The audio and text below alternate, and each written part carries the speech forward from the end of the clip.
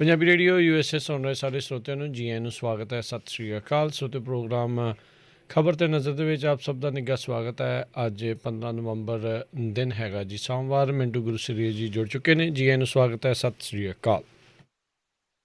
ਸ਼ੁਕਰੀਆ ਜੀ ਸਾਰਿਆਂ ਨੂੰ। ਸਤਿ ਸ਼੍ਰੀ ਅਕਾਲ ਜੀ। ਸਾਡੇ ਅੱਜ ਦੇ ਪ੍ਰੋਗਰਾਮ ਨੂੰ ਸਪਾਂਸਰ ਕਰਦੇ ਨੇ ਖਾਲਸਾ ਇੰਸ਼ੋਰੈਂਸ ਏਜੰਸੀ, ਜਿਨ੍ਹਾਂ ਦੇ ਕੋਲੋਂ ਤੁਸੀਂ ਹਰ ਇੱਕ ਤਰੀਕੇ ਦੀ ਇੰਸ਼ੋਰੈਂਸ ਕਰਵਾ ਸਕਦੇ ਹੋ। ਇੰਸ਼ੋਰੈਂਸ ਬਾਰੇ ਪਤਾ ਕਰਨ ਲਈ ਕਾਲ 408 272 2500। ਟਿਰਕੀਅਨ ਇਮੀਗ੍ਰੇਸ਼ਨ ਲਾ ਫਰਮ, ਇਮੀਗ੍ਰੇਸ਼ਨ ਦਾ ਹੋਵੇ ਕਿਸੇ ਵੀ ਤਰੀਕੇ ਦਾ ਕੰਮ, ਕਾਲ ਅਟਰਨੀ ਜੇ ਟਿਰਕੀਅਨ 4159090503। ਜ਼ੈਂਡਰ ਮੌਰਗੇਜ ਜਿੱਤੇ real estate, home loans, commercial loans, agriculture loans ਦੇ ਲਈ ਕਾਲ ਮੋਹਨ ਚੀਮਾ 5599052575। ਕ੍ਰਿਸ਼ਨ ਧਨੋਤਾ ਯੂਨੀਵਰਸਿਟੀ, ਬਲਜਿੰਦਰ ਨਿੱਜਰ ਵੁਡਲੈਂਡ, ਪਰਮਜੀਤ ਕੌਰ ਰੰਗੀ ਵੈਕਾਵਲ, ਜਰਨੈਲ ਸਿੰਘ ਧਾਲੀਵਾਲ ਲਿਨਵਰਡ, ਗੁਰਪਾਲ ਸਿੰਘ ਸੋਹਲ ਕਲੋਵਿਸ, ਜੀ ਐਂਡ ਟਾਇਰ ਐਂਡ ਲੂਬ, ਜਿਨ੍ਹਾਂ ਦੇ ਕੋਲੋਂ ਤੁਸੀਂ truck wash, oil change, air brake ਦਾ ਕੰਮ ਕਰਵਾ ਸਕਦੇ ਹੋ। ਨਵੇਂ ਪੁਰਾਣੇ ਟਾਇਰ ਵਾਜਿਬ ਕੀਮਤਾਂ 'ਤੇ ਖਰੀਦ ਸਕਦੇ ਹੋ। ਸੈਂਟਾਨੈਲਾ ਮਡੇਰਾ 'ਚ ਲੋਕੇਸ਼ਨ ਨੇ। ਕਾਲ ਕਰ ਸਕਦੇ ਹੋ Nima Sahota 209 277 0113। West coast truck driving school Fresno, ਜਿਹੜੇ ਕਿ ਤੁਹਾਨੂੰ ਟਰੱਕ ਚਲਾਉਣ ਦੀ ਸਿਖਲਾਈ ਵਧੀਆ ਢੰਗ ਦੇ ਨਾਲ ਦਿੰਦੇ ਹਨ। ਕਾਲ ਅਜੀਤ ਇਟਵਾਲ 559 374 4541।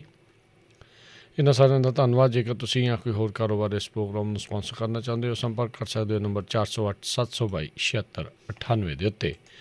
ਗੱਲਬਾਤ ਦਾ ਸਿਲਸਿਲਾ ਸ਼ੁਰੂ ਕਰੀਏ। ਮਿੰਟੂ ਜੀ, ਸੁਪਰੀਮ ਕੋਰਟ ਨੇ ਕੇਂਦਰ ਨੂੰ ਦਿੱਤਾ ਐਮਰਜੈਂਸੀ ਬੈਠਕ ਬੁਲਾਉਣ ਦਾ ਹੁਕਮ ਪ੍ਰਦੂਸ਼ਣ ਦੇ ਮਾਮਲੇ 'ਤੇ।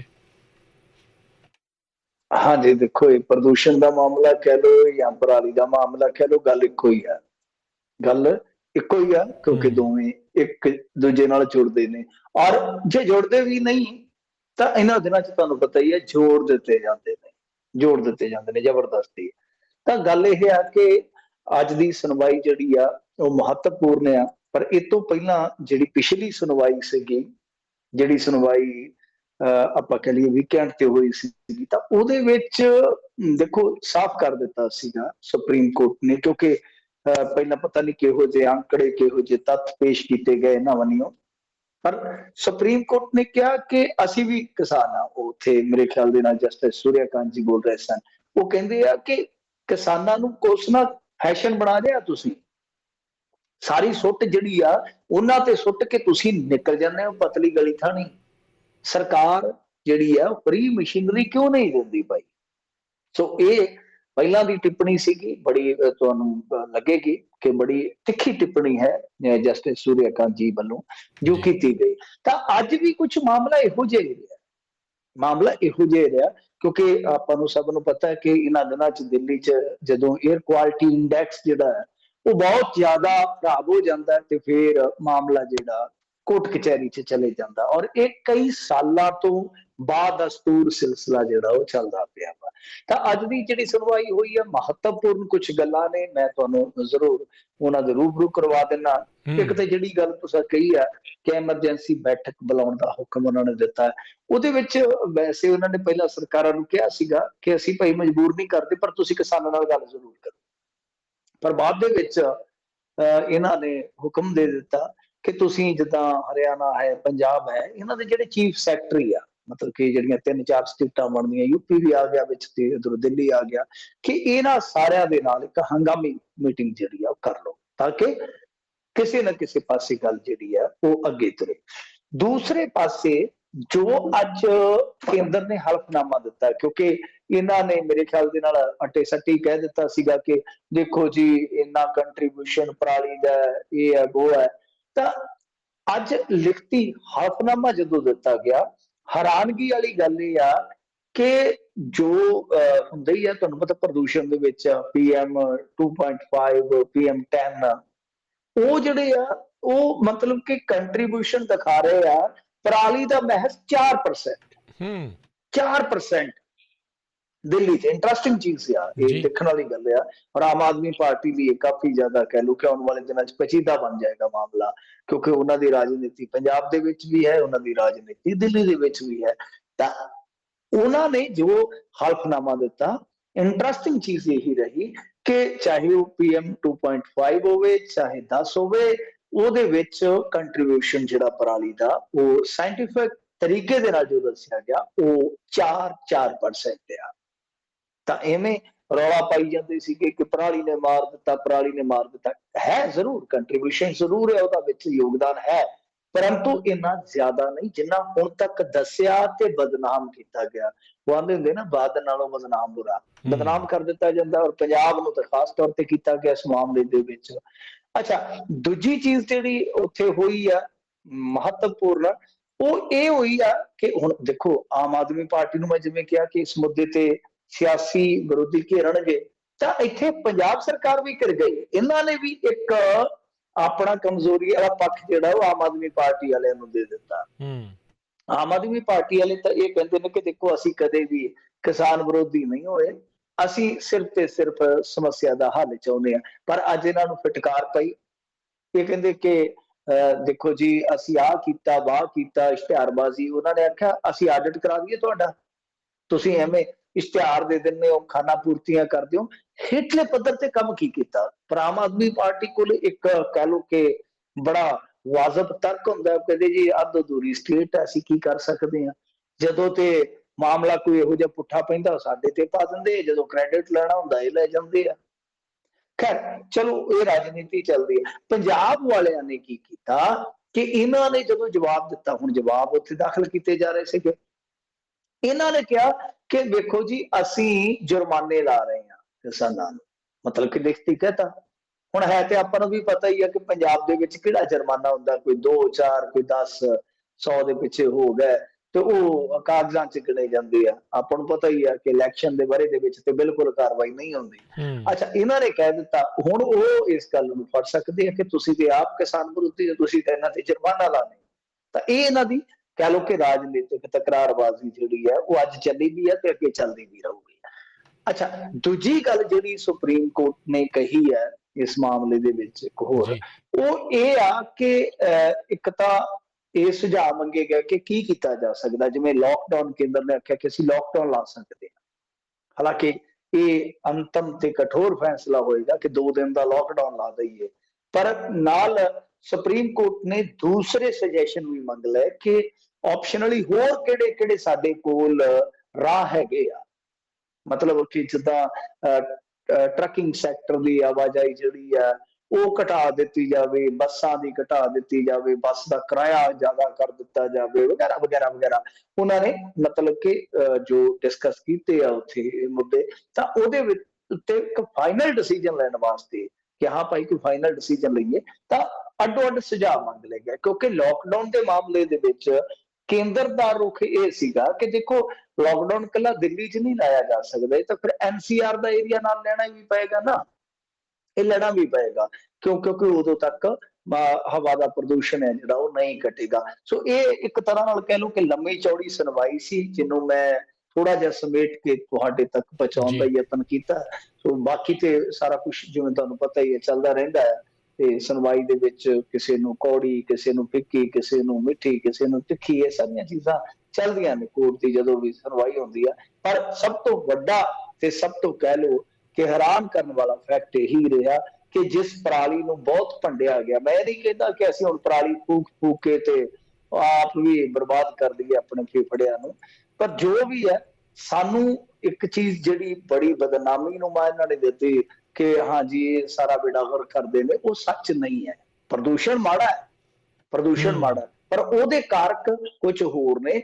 ਹਾਲਾਂਕਿ ਪੰਜਾਬ ਦੇ ਵਿੱਚ ਮਸ਼ੀਨਰੀ ਦੀ ਜਿੱਦਾਂ ਗੱਲ ਚੱਲੀ ਹੈ, ਇਹ ਸਾਰਾ ਕੁਝ ਆਪਾਂ ਨੂੰ ਪਤਾ ਕਿ ਮੂੰਹ ਦੇ ਮੂੰਹ ਡਿੱਗਿਆ। ਜਿਵੇਂ ਇਹਨਾਂ ਨੇ ਮਤਲਬ ਕਿ ਸਰਕਾਰੀ ਮਸ਼ੀਨਰੀ ਜਾਂ ਕਹਿ ਲਓ ਸਬਸਿਡੀ ਵਾਲੀ ਮਸ਼ੀਨਰੀ ਹੈ ਜਿਹੜੀ, ਉਹ ਦੇਣ ਦਾ ਯਤਨ ਕੀਤਾ ਸੀ ਪਰ ਕਾਮਯਾਬ ਨਹੀਂ ਹੋਇਆ। ਇੱਕ ਤੇ ਇਹ ਆ ਕਿ ਜਾਂ ਤਾਂ ਸੁਸਾਇਟੀਆਂ ਨੂੰ ਮਸ਼ੀਨਾਂ ਦੇ ਦਿੱਤੀਆਂ ਜਾਣ, ਜਾਂ ਕਿਸਾਨ ਜਿਹੜੇ ਆ ਉਹ ਆਪਣਾ ਕਰ ਲੈਣ, ਉਹਦੇ ਨਾਲ ਸਮਾਰ ਲੈਣ, ਤੇ ਜਾਂ ਜਿਹੜਾ ਆ ਸਬਸਿਡੀ ਵਾਲਾ, ਸਬਸਿਡੀ ਦੇ ਵਿੱਚ ਕੀ ਕਰਦੇ ਆ, ਜਿੰਨੀ ਕੋਈ ਇਹਨਾਂ ਨੇ ਸਬਸਿਡੀ ਰੱਖੀ ਆ 40% ਖੁਦੀ ਸਬਸਿਡੀ ਆ, ਉਹਦੇ ਉੱਤੇ 18% ਤੇ GST ਲਾ ਕੇ ਬੈਠੇ ਆ।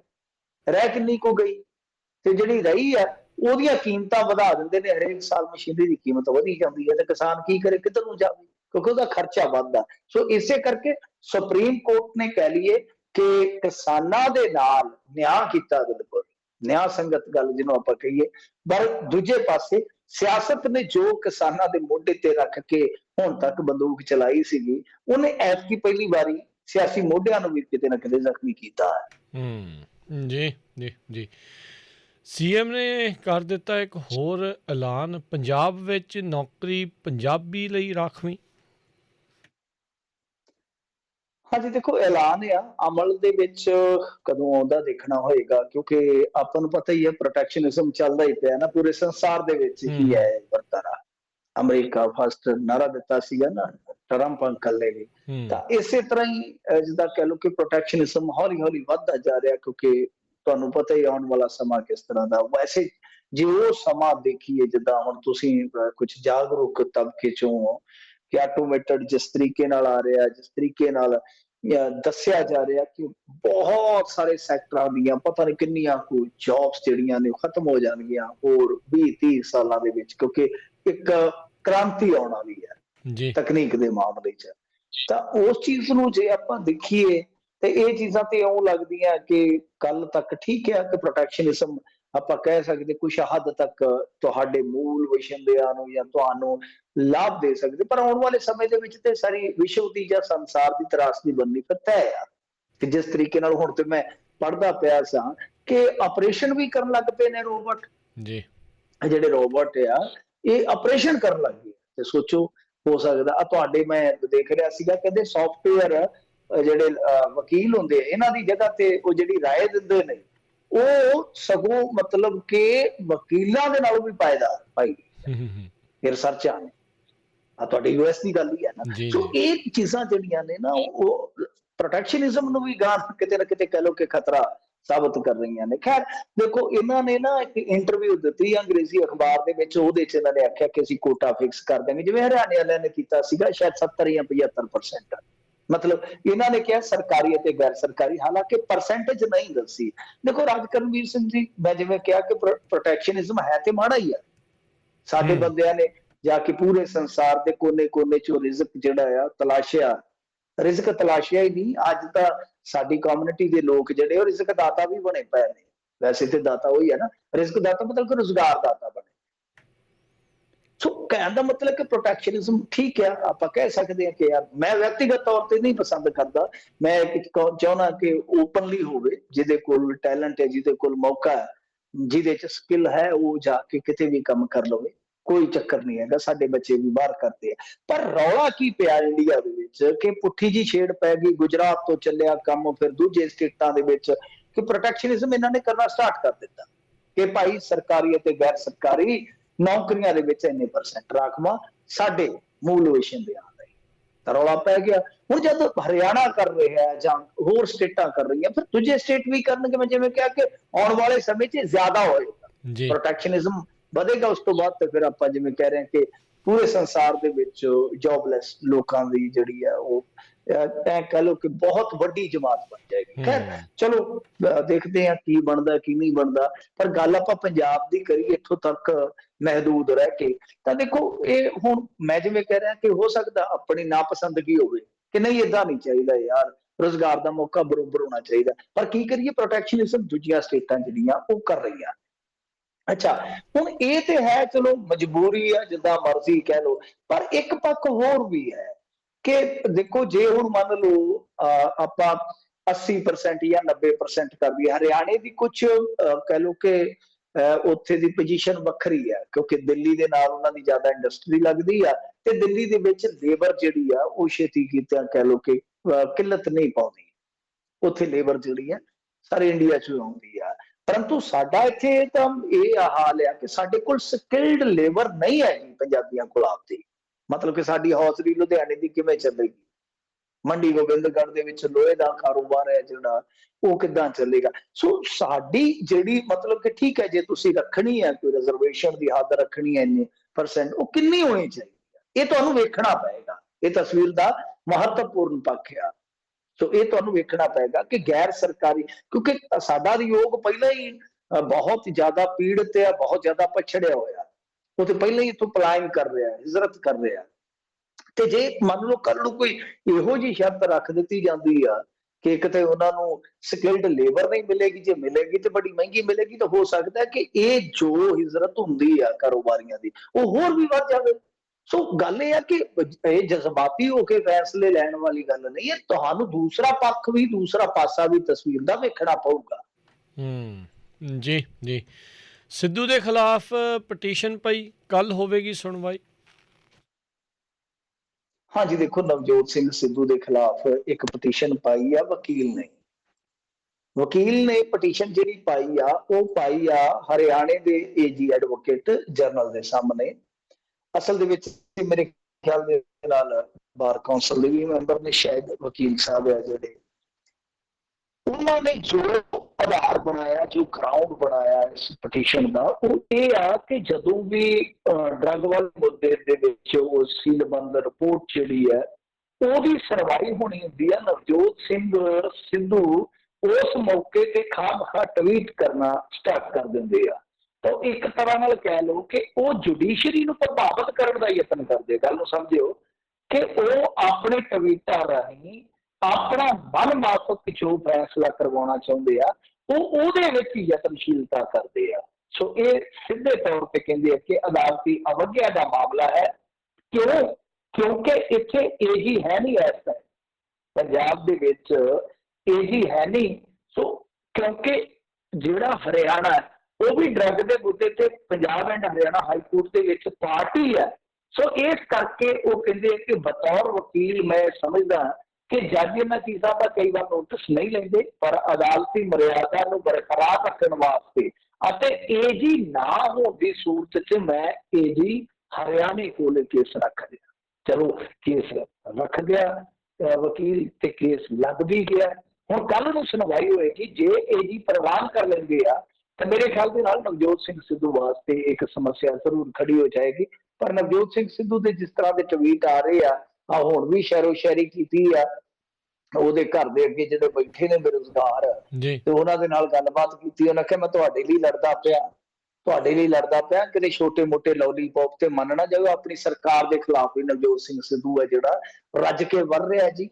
ਹੋਣ ਤੋਂ ਕੁਝ ਘੰਟੇ ਪਹਿਲਾਂ ਪੰਜਾਬ ਦੀ ਇਕਨੋਮੀ ਨੂੰ ਲੈ ਕੇ ਬੜੇ ਵਾਜਬ ਸਵਾਲ ਚੁੱਕੇ ਨੇ। ਸੋ ਨਵਜੋਤ ਸਿੰਘ ਸਿੱਧੂ ਇੱਕ ਪਾਸੇ ਪੂਰਾ ਖੁੱਲ ਕੇ ਖੇਡਦਾ ਪਿਆ, ਪਰ ਦੂਸਰੇ ਪਾਸੇ ਕਾਨੂੰਨੀ ਅੜਚਨਾਂ ਜਿਹੜੀਆਂ ਉਹ ਦਰਪੇਸ਼ ਆ ਸਕਦੀਆਂ ਜੇਕਰ ਕੱਲ ਵਾਲੀ ਪਟੀਸ਼ਨ ਜਿਹੜੀ ਆ ਉਹ ਪ੍ਰਵਾਨ ਕਰ ਲਈ ਜਾਂਦੀ ਹੈ। ਜੀ ਜੀ। ਸੋਨੂ ਸੂਦ ਨੇ ਅੱਧੇ ਕੁ ਪੱਤੇ ਖੋਲੇ, ਅੱਧੇ ਨਹੀਂ ਹੈ ਅਜੇ,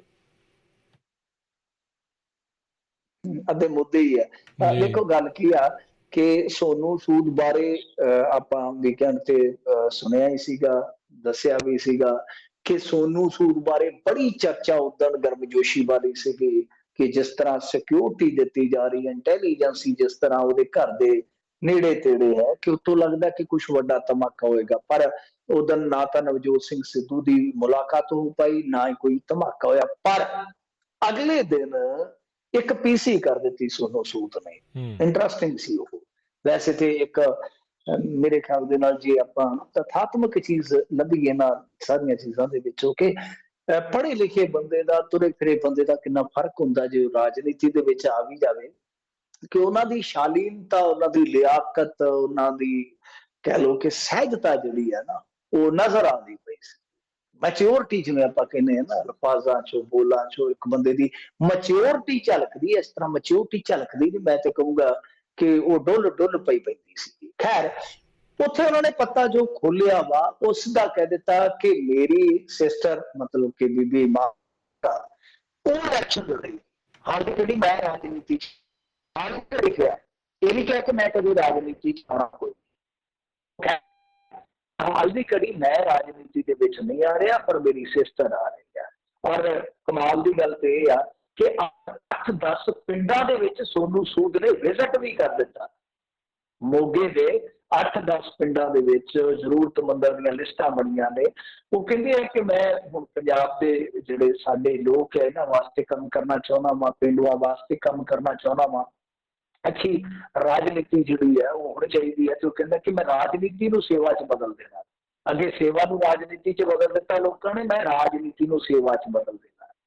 ਸੋ ਆਹ ਗੱਲਾਂ ਜਿਹੜੀਆਂ ਸੋਨੂ ਸੂਦ ਨੇ ਕੀਤੀਆਂ, ਇਹਦੇ ਤੋਂ ਅੱਧਾ ਅੰਦਾਜ਼ਾ ਹੋ ਗਿਆ ਕਿ ਮਾਲਵਿਕਾ ਚੋਣ ਲੜਨ ਜਾ ਰਹੀ ਹੈ। ਪਰ ਅੱਧੇ ਪੱਤੇ ਉਹਨਾਂ ਨੇ ਮੁੱਦੇ ਰੱਖੇ ਆ, ਇਹ ਨਹੀਂ ਦੱਸਿਆ ਕਿ ਕਿਸ ਪਾਰਟੀ ਬਣੀ। ਪਰ ਜਿਵੇਂ ਮੈਂ ਤੁਹਾਨੂੰ ਦੱਸਿਆ ਸੀਗਾ, ਬਾਹਰ ਦੱਸਿਆ ਸੀ ਕਿ ਬੀਬੀ ਮਾਲਵਿਕਾ ਦੇ ਨਾਲ ਕਾਂਗਰਸ ਦੀ ਗੱਲਬਾਤ ਚੱਲ ਰਹੀ ਸੀਗੀ। ਔਰ ਮੋਗਾ ਦੀ ਸੀਟ ਵੀ ਤੁਹਾਨੂੰ ਪਤਾ ਹੀ ਆ ਇਹਨਾਂ ਦੇ ਕੋਲ ਆ ਹਾਲ ਦੀ ਘੜੀ, ਹੋ ਸਕਦਾ ਟਿਕਟ ਬਦਲੀ ਹੋ ਜਾਵੇ ਇਸ ਵਾਰੀ। ਤਾਂ ਕਹਿਣ ਦਾ ਭਾਵ ਇਹੋ ਆ ਕਿ ਬੜੀ ਜ਼ਿਆਦਾ ਉਮੀਦ ਹੈ। ਹਾਲਾਂਕਿ ਦੇਖੋ ਜਿਹੜੀ ਉਹ ਪੀਸੀ ਹੈ, ਜਦੋਂ ਤੁਸੀਂ ਗੌਰ ਨਾਲ ਸੁਣੋਗੇ, ਸੋਨੂ ਸੂਦ ਨੇ ਜਨਾਬ ਚੰਨੀ ਹੋਰਾਂ ਨੂੰ ਤੇ ਜਾਂ ਜਨਾਬ ਜਿਹੜੇ ਕੇਜਰੀਵਾਲ ਨੇ ਇਹਨਾਂ ਨੂੰ ਬਰਾਬਰ ਜਿਹੀ ਰੱਖਿਆ, ਬਰਾਬਰ ਹੀ ਰੱਖਿਆ। ਜਨਾਬ ਸੁਖਬੀਰ ਸਿੰਘ ਬਾਦਲ ਦੀ ਤਾਂ ਕੋਈ ਗੱਲ ਨਹੀਂ ਹੋਈ, ਪਰ ਇਹਨਾਂ ਦੋਨਾਂ ਨੂੰ ਬਰਾਬਰ ਹੀ ਇੱਕ ਤਵਾਜ਼ਨ ਦਿੱਤਾ ਹੈ, ਬਰਾਬਰ ਹੀ ਮਤਲਬ ਕਿ ਕਹਿ ਲਈਏ ਕਿ ਵਜਨ ਦਿੱਤਾ ਹੈ। ਦੋਨੇ ਹੀ ਅੱਛੇ ਆਦਮੀ ਨੇ। ਤਾਂ ਇਹ ਜਿਹੜਾ ਦੋਨਾਂ ਹੀ ਅੱਛੇ ਆਦਮੀਆਂ ਵਾਲਾ ਉਹਨਾਂ ਦਾ ਮਤਲਬ ਕਿ ਕਥਨ ਹੈ, ਇਹ ਥੋੜਾ ਜਿਹਾ ਸਥਿਤੀ ਨੂੰ ਗੁੰਝਲਦਾਰ ਬਣਾਉਂਦਾ ਹੈ। ਪਰ ਜ਼ਿਆਦਾਤਰ ਜੇ ਕਿਆਫੇਬਾਜ਼ੀਆਂ ਵੇਖੀਏ ਤਾਂ ਉਹ ਇਸ ਹੱਕ ਦੇ ਵਿੱਚ ਹੈ ਕਿ ਬੀਬੀ ਮਾਲਵਿਕਾ ਸ਼ਾਇਦ ਕਾਂਗਰਸ ਦੇ ਕੈਂਡੀਡੇਟ ਹੋ ਸਕਦੇ ਆ। ਜੀ ਜੀ ਜੀ। ਪੰਜਾਬ ਭਾਜਪਾ ਦੇ ਆਗੂ ਰਾਸ਼ਟਰਪਤੀ ਨੂੰ ਮਿਲੇ। ਹਾਂਜੀ ਦੇਖੋ, ਰਾਸ਼ਟਰਪਤੀ ਨੂੰ ਮਿਲੇ, ਪਰ ਘਬਰਾਉਣ ਵਾਲੀ ਕੋਈ ਗੱਲ ਨਹੀਂ ਹੈਗੀ, ਕਿਉਂਕਿ ਵੈਸੇ ਰਾਸ਼ਟਰਪਤੀ ਨੂੰ ਮਿਲਣਾ ਹੀ ਆਪਣੇ ਆਪ ਦੇ ਵਿੱਚ ਘਬਰਾਹਟ ਪੈਦਾ ਕਰਦਾ ਨਾ। ਕਿ ਭਾਜਪਾ ਵਾਲੇ ਉਹ ਵੀ ਗਰੇਵਾਲ ਵੀ ਸੀਗਾ ਨਾ, ਇਹੋ ਜਿਹੇ ਵਫਦਾਂ ਦੇ ਨਾਲ ਗਰੇਵਾਲ ਵੀ ਮੋਹਰੀ ਹੁੰਦਾ, ਇਹੋ ਜਿਹੇ ਖਾੜਿਆਂ ਦਾ ਮੋਹਰੀ ਹੁੰਦਾ। ਅੱਛਾ, ਗਏ ਨੇ ਇਹ ਸਾਡੇ ਜਿਹੜੇ ਪੰਜਾਬ ਤੋਂ ਭਾਜਪਾ ਦੇ ਲੀਡਰ ਨੇ ਇੱਕ ਵਫਦ ਲੈ ਕੇ ਗਏ ਆ। ਚਲੋ ਉਹਨਾਂ ਨੇ ਜਾ ਕੇ ਆਪਣੀ ਕੇਂਦਰੀ ਲੀਡਰਸ਼ਿਪ ਦੇ ਨਾਲ ਗੱਲਬਾਤ ਕੀਤੀ। ਉਸ ਤੋਂ ਬਾਅਦ ਉਹ ਗਏ ਨੇ ਰਾਸ਼ਟਰਪਤੀ ਸਾਹਿਬ ਕੋਲ, ਤੇ ਇਹਨਾਂ ਦਾ ਜਿਹੜਾ ਉੱਥੇ ਮੰਗ ਦਾ ਵਿਸ਼ਾ ਸੀਗਾ, ਜੋ ਇਹਨਾਂ ਨੇ ਦੇਖੋ ਹੁਣ ਕੀ ਕਹਿ ਕੇ ਆਏ ਆ ਰਾਸ਼ਟਰਪਤੀ ਜੀ ਨੂੰ ਅੰਦਰ, ਉਹ ਤਾਂ ਆਪਾਂ ਹੈ ਨਹੀਂ ਮੌਜੂਦ, ਪਰ ਇਹਨਾਂ ਨੇ ਜਿਹੜੀ ਬਾਹਰ ਆ ਕੇ ਗੱਲ ਕਹੀ ਹੈ, ਗਰੇਵਾਲ ਸਮੇਤ ਜਿਹੜੇ ਹੋਰ ਅਸ਼ਵਨੀ ਜੀ ਇਹਨਾਂ ਦੇ ਪ੍ਰਧਾਨ ਆ, ਉਹਨਾਂ ਨੇ ਜਿਹੜੀ ਗੱਲ ਕਹੀ ਆ ਉਹ ਇਹ ਆਖੀ ਆ ਕਿ ਅਸੀਂ ਕਰਤਾਰਪੁਰ ਸਾਹਿਬ ਦੇ ਲਾਂਘੇ ਦੀ ਗੱਲ ਕੀਤੀ ਆ ਕਿ ਭਾਈ ਨਾਨਕ ਨਾਮ ਲੇਵਾ ਸਿੱਖ ਸੰਗਤਾਂ ਜਾਂ ਜਿਹੜੇ ਹੋਰ ਸ਼ਰਧਾਲੂ ਆ ਉਹਨਾਂ ਵਾਸਤੇ ਇਹ ਜ਼ਰੂਰ ਕਰੋ, ਕਿਉਂਕਿ ਅੱਗੇ ਤੁਸੀਂ ਸਿੱਖਾਂ ਨੂੰ ਬਹੁਤ ਵੱਡਾ ਤੋਹਫਾ ਦਿੱਤਾ ਸੀਗਾ। ਜੋ ਕੰਮ 70 ਸਾਲਾਂ 'ਚ ਨਹੀਂ ਹੋਇਆ, ਮੋਦੀ ਸਾਹਿਬ ਨੇ ਕੀਤਾ ਆ। ਪਰ ਕੋਵਿਡ ਕਰਕੇ ਜਿਹੜਾ ਉਹ ਲਾਂਘਾ ਬੰਦ ਹੋਇਆ ਪਿਆ ਸੀਗਾ, ਉਹਨੂੰ ਦੁਬਾਰਾ ਤੋਂ ਤੁਸੀਂ ਚਾਲੂ ਕਰੋ। ਹੁਣ ਜੇ ਇਹ ਪੁੱਛਿਆ ਗਿਆ ਕਿ ਭਾਈ ਕੋਈ ਉਹਨਾਂ ਨੇ ਤਰੀਕ ਮਿੱਥੀ ਆ, ਕੋਈ ਦੱਸਿਆ, ਕਿਉਂਕਿ 19 ਤਰੀਕ ਦਾ ਮੇਰੇ ਖਿਆਲ ਨਾਲ ਗੁਰਪੁਰਬ ਹੈ, ਜੇ ਮੈਂ ਗਲਤ ਨਾ ਹੋਵਾਂ, ਕਿ ਇੱਕ ਉਮੀਦ ਤੇ ਇਹ ਬਣਦੀ ਸੀ ਕਿ ਸ਼ਾਇਦ 19 ਤਰੀਕ ਤੱਕ ਕਰਤਾਰਪੁਰ ਸਾਹਿਬ ਕੋਰੀਡੋਰ ਖੁੱਲ ਜਾਏਗਾ। ਪਰ ਜਦੋਂ ਇਹ ਪ੍ਰਸ਼ਨ ਕੀਤਾ ਗਿਆ, ਜਦੋਂ ਇਹ ਸਵਾਲ ਕੀਤਾ ਗਿਆ, ਉਹ ਕਹਿੰਦੇ ਨਹੀਂ ਜੀ ਵੇਖੋ ਅਸੀਂ ਮੰਗ ਰੱਖ ਆਏ ਆ, ਆਪਦੀ ਮੰਗ ਰੱਖ ਆਏ ਆ, ਉਹ ਕਿਸ ਤਰੀਕ ਨੂੰ ਖੋਲਦੇ ਨੇ, ਕਦੋਂ ਖੋਲਦੇ ਨੇ, ਉਹਦਾ ਸਾਡਾ ਕੋਈ ਜੁਮਾ ਨਹੀਂ ਹੈਗਾ। ਸੋ ਆਹ ਗੱਲ ਉਹਨਾਂ ਨੇ ਆ ਕੇ ਬਾਹਰ ਕਹੀ ਆ। ਬਾਕੀ ਹੁਣ ਦੇਖੋ, ਅੱਗੇ ਆਪਾਂ ਗੱਲ ਕੀਤੀ, ਵੈਸੇ 2 ਦਿਨ ਗੱਲ ਕਰਦੇ ਰਹੇ ਹਾਂ ਕਿ ਕਰਤਾਰਪੁਰ ਸਾਹਿਬ ਦੇ ਕੋਰੀਡੋਰ ਨੂੰ ਖੋਲਣ ਵਾਸਤੇ ਅੱਗੇ ਅਪੀਲਾਂ ਹੋਈਆਂ ਨੇ, ਮੰਗਾਂ ਹੋਈਆਂ ਨੇ, ਪਰ ਇਹਨਾਂ ਨੇ ਥੋੜੇ ਦਿਨ ਪਹਿਲਾਂ ਆਖ ਦਿੱਤਾ ਸੀਗਾ ਕਿ ਅਸੀਂ ਨਹੀਂ ਖੋਲ ਸਕਦੇ। ਤਾਂ ਹੁਣ ਕਿਵੇਂ ਮਜ਼ਾਕ ਬਦਲੇ ਨੇ, ਹੁਣ ਕਿਵੇਂ ਇਹ ਸਾਰੀਆਂ ਚੀਜ਼ਾਂ ਠੀਕ ਹੋਈਆਂ ਨੇ, ਤਾਂ ਜਵਾਬ ਤੇ ਭਾਜਪਾ ਵਾਲੀ ਦੇ ਸਕਦੇ ਆ। ਜਾਂ ਇਹਨਾਂ ਨੂੰ ਇਹ ਲੱਗਦਾ ਆ ਕਿ ਭਾਈ ਅਸੀਂ ਇਸ ਤਰ੍ਹਾਂ ਖੋਲ ਦਈਏ ਤਾਂ ਕੋਈ ਨਾ ਕੋਈ ਹੱਲ ਹੋ ਜਾਊਗਾ, ਕੋਈ ਨਾ ਕੋਈ ਇਲੈਕਸ਼ਨ ਦੇ ਵਿੱਚ ਸਾਨੂੰ ਥੋੜੀ ਬਹੁਤੀ ਰਾਹਤ ਮਿਲੇਗੀ, ਜਾਂ ਇਹ ਹੈ ਕਿ ਖੋਲਣਾ ਤੇ ਹੈ ਹੀ ਆ ਤਾਂ ਕਮ ਸੇ ਕਮ ਜਿਹੜਾ ਕ੍ਰੈਡਿਟ ਹੈ ਉਹ ਤੇ ਘੱਟੋ ਘੱਟ ਜੋੜੀਏ। ਕਿਉਂਕਿ ਜਦੋਂ ਗੱਲਬਾਤ ਕਰ ਰਹੇ ਸੀ ਸਿੱਖਾਂ ਦੀ ਕਾਲੀ ਸੂਚੀ ਦੀ ਗੱਲ ਕੀਤੀ, ਫਿਰ 84 ਕਤਲੇਆਮ ਦੇ ਇਨਸਾਫ ਦੀ ਗੱਲ ਕੀਤੀ, ਮਤਲਬ ਕਿ ਇਹ ਕਿਹਾ ਕਿ ਮੋਦੀ ਸਾਹਿਬ ਸਿੱਖਾਂ ਨੂੰ ਨਿਹਾਲ ਕਰਕੇ ਰੱਖਦੇ ਨੇ ਤੇ ਇਹ ਬਹੁਤ ਜਲਦੀ ਹੱਲ ਹੋ ਜਾਏਗਾ। ਸੋ ਇਹਨਾਂ ਚੀਜ਼ਾਂ ਚੋਂ ਪਤਾ ਨਹੀਂ ਹੁਣ ਕਿਹੜੀ ਚੀਜ਼ ਸਹੀ ਹੋਏਗੀ। ਰਾਸ਼ਟਰਪਤੀ ਜੀ ਨੂੰ ਇਹਨਾਂ ਨੇ ਅੰਦਰ ਵੜ ਕੇ ਉੱਥੇ ਕੀ ਕਿਹਾ ਕੀ ਨਹੀਂ ਕਿਹਾ, ਕਿਉਂਕਿ ਲੋਕਾਂ ਨੂੰ ਧੁੜਕੂ ਆ ਕਿ ਕਿਤੇ ਪੰਜਾਬ ਦਾ ਇਲੈਕਸ਼ਨ ਵਿਚਾਲੇ ਹੀ ਨਾ ਰਹਿ ਜਾਵੇ, ਵਿੱਚ ਹੀ ਨਾ ਰਹਿ ਜਾਵੇ ਤੇ ਰਾਸ਼ਟਰਪਤੀ ਰਾਜ ਨਾਲ ਲੱਗ ਜਾਵੇ। ਇਹੀ ਤਾਂ ਹੈ ਨਾ ਕਿ ਧੁੜਕੂ ਹੈਗਾ ਲੋਕਾਂ ਦੇ ਮਨਾਂ ਦੇ ਵਿੱਚ। ਹੁਣ ਕਹਿ ਕੇ ਕੀ ਆਏ, ਆਪਾਂ ਕੁਛ ਨਹੀਂ ਕਹਿ ਸਕਦੇ, ਕਿਉਂਕਿ BSF ਦਾ ਜੇ ਤੁਸੀਂ ਦੇਖੋਗੇ ਜੂਰਿਸਡਿਕਸ਼ਨ ਵਾਲਾ ਮਾਮਲਾ ਹੈ, ਉਹਦੇ ਵਿੱਚ ਵੀ ਇਹ ਕਹਿ ਰਹੇ ਆ ਕਿ ਇਹ ਜੋ ਇਹਨਾਂ ਨੇ ਮਤਾ ਪਾਇਆ, ਖਾਸ ਤੌਰ ਤੇ ਜੋ ਆਪਣੇ ਪੰਜਾਬ ਦੇ ਵਿਧਾਨ ਸਭਾ ਦੇ ਵਿੱਚ ਕਾਂਗਰਸ ਨੇ ਜੋ ਐਕਸ਼ਨ ਕੀਤਾ ਕਿ ਉਹ ਗਲਤ ਹੈ। ਹੁਣ ਪਤਾ ਨਹੀਂ ਕੀ ਗੱਲ ਕਹਿ ਕੇ ਆਇਆ, ਆਪਾਂ ਕੋਈ ਗਰੰਟੀ ਨਾਲ ਨਹੀਂ ਕਹਿ ਸਕਦੇ, ਪਰ ਇਹ ਜ਼ਰੂਰ ਆ ਕਿ ਜੇ ਕਰਤਾਰਪੁਰ ਸਾਹਿਬ ਕੋਰੀਡੋਰ ਇਹ ਜਾ ਕੇ ਉੱਥੇ ਕਹਿ ਕੇ ਆਏ ਤੇ ਖੁੱਲ ਜਾਂਦਾ ਇਸ ਦੇ ਬਾਅਦ, ਤਾਂ ਵੀ ਕਹਾਂਗੇ ਕਿ ਠੀਕ ਆ, ਚਲੋ ਕੁਛ ਨਾ ਕੁਛ ਤੇ ਠੀਕ ਕੀਤਾ, ਕਿਉਂਕਿ ਠੀਕ ਹੋਏ ਨੂੰ ਆਪਾਂ ਗਲਤ ਨਹੀਂ ਕਹਿ ਸਕਦੇ ਕਿ ਗਲਤ ਹੋ ਗਿਆ ਜੇ ਸਹੀ ਨਿਗਾਹ, ਕਿਉਂਕਿ ਤੁਹਾਨੂੰ ਯਾਦ ਹੋਣਾ ਨਵਜੋਤ ਸਿੰਘ ਸਿੱਧੂ ਦੇ ਨਾਲ ਵੀ ਬਹੁਤ ਸਾਰੇ ਲੋਕ ਸਹਿਮਤ ਨਹੀਂ ਸਨ ਕਰਤਾਰਪੁਰ ਸਾਹਿਬ ਕੋਰੀਡੋਰ ਖੋਲ੍ਹਣ ਵਿੱਚ ਜਿਹੜੀ ਭੂਮਿਕਾ ਨਿਭਾਈ। ਉਸ ਤੋਂ ਬਾਅਦ ਉਹਨੂੰ ਬਹੁਤ ਵੱਡਾ ਸਮਰਥਨ ਮਿਲਿਆ ਸੀ ਕਿ ਨਹੀਂ ਯਾਰ ਜਿਵੇਂ ਮਰਜ਼ੀ ਆ ਬੰਦਾ, ਉਹਦੀ ਰਾਜਨੀਤੀ ਜਿੱਦਾਂ ਮਰਜ਼ੀ ਆ ਭਾਈਚਾਰਕ ਸਾਂਝ ਵਾਲਾ ਜਿਹੜਾ ਕੰਮ ਕੀਤਾ ਹੈ ਬੜਾ ਲਾਜਵਾਬ ਆ। ਸੋ ਉਵੇਂ ਹੀ ਹੈ ਕਿ ਜੇ ਕੁਝ ਹੁੰਦਾ ਹੈ ਵਧੀਆ ਹੁੰਦਾ ਤੁਹਾਨੂੰ ਵਧੀਆ ਕਹਿ ਦਿਆਂਗੇ ਕਿ ਹਾਂ ਭਾਈ ਚਲੋ ਇਹਨਾਂ ਨੇ ਚੰਗਾ ਕੀਤਾ, ਪਰ ਮੇਰੇ ਖਿਆਲ ਦੇ ਨਾਲ ਖੋਲ੍ਹਣ ਦਾ ਮੌਕਾ ਆ, ਗੁਰਪੁਰਬ ਤੋਂ ਪਹਿਲਾਂ ਜੇ ਖੋਲ ਦੇਣ ਤੇ ਬਹੁਤ ਵਧੀਆ ਗੱਲ ਹੋਈ। ਜੀ ਜੀ ਜੀ। ਜਾਂਦੇ ਜਾਂਦੇ ਗੱਲ ਕਰ ਲਈਏ, ਕੌਮਾਂਤਰੀ ਖਿਡਾਰੀਆਂ ਦੀ ਪੈਨਸ਼ਨ ਤੇ ਆਮਦਨ ਹੱਦ ਦੀ ਲਗਾਈ ਗਈ ਸ਼ਰਤ ਹਟਾਈ ਜਾਵੇ, ਪ੍ਰਗਟ ਸਿੰਘ ਹੋਣਾ ਨੇ ਆਖਿਆ। ਹਾਂਜੀ ਹਾਂਜੀ, ਨਹੀਂ ਬਿਲਕੁਲ, ਜੇ ਹੁਣ ਵੀ ਕੰਮ ਨਾ ਹੋਏ ਖਿਡਾਰੀਆਂ ਦੇ, ਵੈਸੇ ਤੇ ਅੱਜ ਇਹਨਾਂ ਨੇ ਅੱਛੀ ਖਾਸੀ ਜਾਣਕਾਰੀ ਦਿੱਤੀ ਆ ਕਿਉਂਕਿ ਇਹਨਾਂ ਨੇ ਪੁਰਾਣੇ ਖਿਡਾਰੀ ਬੁਲਾਏ ਹੋਏ ਸਨ, ਮਤਲਬ ਕਿ ਜਿਹੜੇ ਪੁਰਾਣੇ ਖਿਡਾਰੀ ਹੈ ਨਾ ਰਿਟਾਇਰਮੈਂਟ ਲੈ ਚੁੱਕੇ ਆ ਉਹਨਾਂ ਨੂੰ ਬੁਲਾਇਆ ਸੀਗਾ ਕਿ ਕਿਸ ਤਰੀਕੇ ਨਾਲ ਉਹ ਕੰਮ ਕਰ ਸਕਦੇ ਨੇ। ਮੇਰੇ ਖਿਆਲ ਦੇ ਨਾਲ 20 ਕੁ ਖਿਡਾਰੀਆਂ ਦੀ, ਪੁਰਾਣੇ ਖਿਡਾਰੀਆਂ ਦੀ ਚੋਣ ਵੀ ਕੀਤੀ ਗਈ ਆ ਕਿ ਇਹਨਾਂ ਦੀਆਂ ਸੇਵਾਵਾਂ ਲਈਆਂ ਜਾਣ। ਮੈਂ ਕਹਿੰਦਾ ਕਿ ਬਹੁਤ ਵਧੀਆ ਗੱਲ ਹੈ, ਬਹੁਤ ਵਧੀਆ ਗੱਲ ਆ। ਔਰ ਸਭ ਤੋਂ ਵੱਡੀ ਗੱਲ ਇਹ ਹੈ ਕਿ ਕੋਚਿੰਗ ਹੇਠਲੇ ਪੱਧਰ ਤੇ ਲਿਜਾਣੀ ਪਏਗੀ, ਇਨਫਰਾਸਟਰਕਚਰ ਲਿਜਾਣਾ ਪਵੇਗਾ ਤਾਂ ਕਿ ਸਾਡੇ ਵੀ ਇੱਥੇ ਪੰਜਾਬ ਦੇ ਵਿੱਚੋਂ ਚੈਂਪੀਅਨ ਜਿਹੜੇ ਆ ਉਹ ਨਿਕਲ। ਖੈਰ ਜਿਹੜੀ ਗੱਲ ਹੈਗੀ ਹੈ ਨਾ ਪੈਨਸ਼ਨ ਵਾਲੀ, ਥੋੜੀ ਜਿਹੀ ਮੈਂ ਤੁਹਾਨੂੰ ਸੰਖੇਪ ਦੇ ਵਿੱਚ ਹੀ ਦੱਸ ਦਿੰਦਾ ਕਿ ਦਰਅਸਲ ਜਿਹੜੀ ਇਹਨਾਂ ਨੇ ਖੇਡ ਨੀਤੀ ਲਿਆਂਦੀ ਸੀ ਜਿਹਨੂੰ ਬਦਲਣ ਦੀ ਜ਼ਰੂਰਤ ਹੈ, ਬੜੀ ਰੱਦੀ ਹੋ ਗਈ ਆ ਹੁਣ ਤਾਂ, ਕਹਿ ਲਓ ਕਿ ਗੈਰ ਪ੍ਰਸੰਗਕ ਜੀ ਆ, ਦੁਬਾਰਾ ਲਿਆਉਣ ਦੀ ਜ਼ਰੂਰਤ ਹੈ ਕਿਉਂਕਿ 5 ਸਾਲ 4 ਸਾਲ 6 ਸਾਲ ਉਹ ਵੀ ਚੱਜ ਨਾਲ ਨਾ ਕੋਈ ਚੀਜ਼ ਇੰਪਲੀਮੈਂਟ ਹੋਵੇ ਤੇ ਫਿਰ ਉਹਦੇ ਨਾਲ ਚੰਗਾ, ਕਿਉਂਕਿ ਹਾਲਾਤ ਵੀ ਬਦਲ ਜਾਂਦੇ ਨੇ, ਉਹਦੇ ਨਾਲ ਚੰਗਾ ਤੁਸੀਂ ਮੋੜ ਬਣਾ ਲਓ ਤੇ ਨਵੀਂ ਖੇਡ ਨੀਤੀ ਦੀ ਦਰਕਾਰ ਹੈਗੀ ਆ। ਮੇਰੇ ਖਿਆਲ ਦੇ ਨਾਲ ਹੌਲੀ ਹੌਲੀ ਤੁਰਨਗੇ, ਪਰ ਸਮਾਂ ਬੜਾ ਘੱਟ ਰਹਿ ਗਿਆ ਵਾ, ਹੋ ਸਕਦਾ ਥੋੜਾ ਬਹੁਤਾ ਕਰ ਲੈਣ ਪ੍ਰਗਟ ਸਿੰਘ। ਤਾਂ ਇਹਨਾਂ ਨੇ ਕੀ ਕੀਤਾ ਸੀਗਾ ਕਿ ਇੱਕ ਆਮਦਨ ਦੀ ਹੱਦ ਮਿੱਥ ਦਿੱਤੀ ਸੀਗੀ ਜਿਹੜੀ ਕਿ ਵਿਵਾਦਤ ਹੋਈ ਸੀ ਉਸ ਟਾਈਮ ਦੀ। ਹੁਣ ਵੇਖੋ ਮੈਨੂੰ ਪੱਕਾ ਯਾਦ ਨਹੀਂ ਹੈਗਾ ਪਰ ਮੇਰਾ ਅੰਦਾਜ਼ਾ 6-7 ਲੱਖ ਰੁਪਈਆ ਮਿੱਥ ਦਿੱਤੇ ਸੀ ਇਹਨਾਂ ਨੇ ਕਿ ਜਿਸ ਖਿਡਾਰੀ ਦੀ ਆਮਦਨ ਇੰਨੀ ਆ, ਜਿਹੜਾ ਉਹ ਸਾਬਕਾ ਖਿਡਾਰੀ ਜੋ ਪੈਨਸ਼ਨ ਪਾਉਂਦਾ ਹੈ ਉਹਨੂੰ ਉਹ ਪੈਨਸ਼ਨ ਨਹੀਂ ਮਿਲੇ। ਮਤਲਬ ਕਿ ਇੱਕ ਤਰ੍ਹਾਂ ਨਾਲ ਕਹਿ ਲਓ ਕਿ ਅੱਜ ਕੱਲ੍ਹ ਦੇ ਜ਼ਮਾਨੇ ਦੇ ਵਿੱਚ ਵੈਸੇ 5-7 ਲੱਖ ਰੁਪਏ ਦਾ ਕੀ ਬਣਦਾ ਹੈ ਜੀ, ਜੇ ਸਾਲ ਕਿਸੇ ਦੀ ਆਮਦਨ ਹੋਈ ਹੋਵੇ ਤੇ ਘਰ ਮਸਾਂ ਚੱਲਦੇ, ਤੁਹਾਨੂੰ ਪਤਾ ਹੀ ਹੈ, ਤੁਸੀਂ ਆਪ ਕਬੀਲਦਾਰ ਹੋ, ਲੋਕਾਂ ਦੇ ਧੀਆਂ ਪੁੱਤ ਕਬੀਲਦਾਰ ਹੁੰਦੇ ਆ ਵਧਿਆ ਕੇ। ਖੈਰ ਗੱਲ ਇਹ ਆ ਕਿ 5-7 ਲੱਖ ਰੁਪਏ ਇਨਕਮ ਵਾਲੇ ਬੰਦੇ ਨੂੰ ਇਹਨਾਂ ਨੇ ਕਿਹਾ ਕਿ ਸਫੀਸ਼ੀਐਂਟ ਹੈ ਜੀ ਇਨਕਮ, ਇਹਨੂੰ ਪੈਨਸ਼ਨ ਦੀ ਜ਼ਰੂਰਤ ਨਹੀਂ, ਜਦਕਿ ਆਪਾਂ ਨੂੰ ਪਤਾ ਕਿ ਖਿਡਾਰੀ ਜਿਹੜੇ ਆ ਉਹਨਾਂ ਦੀ ਖੁਰਾਕ, ਉਹਨਾਂ ਦੇ ਖਰਚੇ ਅਲੱਗ ਹੁੰਦੇ ਆ। ਸੋ ਇਸ ਕਰਕੇ ਉਹ ਜਿਹੜੀ ਇੱਕ ਸੀਮਾ ਹੱਦ ਕਹਿ ਲਓ ਇੱਕ ਕੈਪ ਰੱਖ ਦਿੱਤਾ ਇਹਨਾਂ ਨੇ, ਤਾਂ ਉਹਨੂੰ ਹੁਣ ਤੋੜਨ ਦਾ ਯਤਨ ਕਰਨਗੇ ਤਾਂ ਬੜਾ ਵਧੀਆ, ਬਹੁਤ ਚੰਗੀ ਗੱਲ ਆ ਕਿਉਂਕਿ 5-7 ਲੱਖ ਰੁਪਈਆ ਇਨਕਮ ਕੋਈ ਵੱਡੀ ਗੱਲ ਨਹੀਂ ਹੈ ਇੱਕ ਸਾਲ ਦੀ। ਸੋ ਉਹਦੇ ਨਾਲ ਕੀ ਹੈ ਕਿ ਖਿਡਾਰੀਆਂ ਨੂੰ ਜਿਹੜਾ ਇਹ ਲਾਭ ਮਿਲਦਾ ਸੀਗਾ ਜਾਂ ਉਹਨਾਂ ਦੀ ਕਹਿ ਲਓ ਕਿ ਸਾਰੀ ਜੀਵਨ ਭਰ ਦੀ ਜਿਹੜੀ ਕਮਾਈ ਹੈ ਜੋ ਉਹਨਾਂ ਨੇ ਕਮਾਈ ਕੀਤੀ ਹੈ ਖੇਡ ਦੇ ਸਿਰ ਤੇ, ਉਹਦਾ ਨੁਕਸਾਨ ਹੋ ਰਿਹਾ ਸੀਗਾ। ਸੋ ਇਹ ਜ਼ਰੂਰੀ ਆ। ਬਾਕੀ ਵੱਧ ਤੋਂ ਵੱਧ ਖੇਡਾਂ ਵਾਲੇ ਮਾਮਲੇ ਦੇ ਵਿੱਚ ਪ੍ਰਗਟ ਸਿੰਘ ਕੰਮ ਕਰ ਜਾਣ ਤਾਂ ਮੇਰੇ ਖਿਆਲ ਦੇ ਨਾਲ ਬਹੁਤ ਸਹੀ ਰਹੇਗਾ। ਔਰ ਇਹ ਨਹੀਂ ਬੇਰੁਜ਼ਗਾਰ ਅਧਿਆਪਕ ਜਿਹੜੇ ਆ ਉਹ ਪ੍ਰਗਟ ਸਿੰਘ ਦੇ ਰਿਹਾਇਸ਼ ਤੇ ਅੱਜ ਜਾ ਪੁੱਜੇ ਆ ਜਲੰਧਰ ਦੇ ਵਿੱਚ। ਹਾਲਾਂਕਿ ਪ੍ਰਗਟ ਸਿੰਘ ਨੇ ਗੁੱਸਾ ਬਣਾਇਆ ਕਿ ਏਦਾਂ ਕਰਨਾ ਕੋਈ ਠੀਕ ਨਹੀਂ ਹੈ, ਮੇਰੇ ਉੱਥੇ ਬਜ਼ੁਰਗ ਮਾਂ ਪੇ ਰਹਿੰਦੇ ਨੇ, ਉਹ ਮਰੀਜ਼ ਨੇ, ਏਦਾਂ ਨਹੀਂ ਕਰਨਾ ਚਾਹੀਦਾ। ਚਲੋ ਠੀਕ ਆ, ਤੇ ਇਹਨਾਂ ਨੂੰ ਇਉਂ ਲੱਗਦਾ ਤਾਂ ਗਲਤ ਆ, ਪਰੰਤੂ ਉਹਨਾਂ ਨੂੰ ਕਿਉਂਕਿ ਉਹ ਵੀ ਬਾਲ ਬੱਚੇਦਾਰ ਹੋਣਗੇ ਜਾਂ ਕਿਸੇ ਦੇ ਬੱਚੇ ਹੋਣਗੇ, ਉਹਨਾਂ ਨੂੰ ਵੀ ਘਰ ਬਹੁਤ ਜ਼ਿਆਦਾ ਮਿਸ ਕਰਦਾ ਹੋਏਗਾ, ਤਾਂ ਉਹਨਾਂ ਨੂੰ ਵੀ ਘਰੇ ਘੱਲਣ ਦਾ ਇਹਨਾਂ ਨੂੰ ਇੰਤਜ਼ਾਮ ਕਰਨਾ ਚਾਹੀਦਾ ਹੈ। ਜੀ ਜੀ ਮਿੰਟੂ ਜੀ, ਸ਼ੁਕਰੀਆ, ਧੰਨਵਾਦ। ਮਿਲਦੇ ਹਾਂ ਜੀ ਅਗਲੀ ਵਾਰ। ਸਤਿ ਸ੍ਰੀ ਅਕਾਲ ਜੀ। ਸੋ ਤੇ ਇੱਥੇ ਹੀ ਸਾਡੇ ਅੱਜ ਦੇ ਪ੍ਰੋਗਰਾਮ ਦੀ ਸਮਾਪਤੀ। ਅਗਲੀ ਵਾਰ ਤੱਕ ਲਈ ਇਜਾਜ਼ਤ। ਮੇਰੇ ਵੱਲੋਂ ਵੀ ਸਭ ਨੂੰ ਪਿਆਰ ਭਰੀ ਸਤਿ ਸ਼੍ਰੀ ਅਕਾਲ। ਸੁਣਦੇ ਰਹੋ ਪੰਜਾਬੀ ਰੇਡੀਓ USA।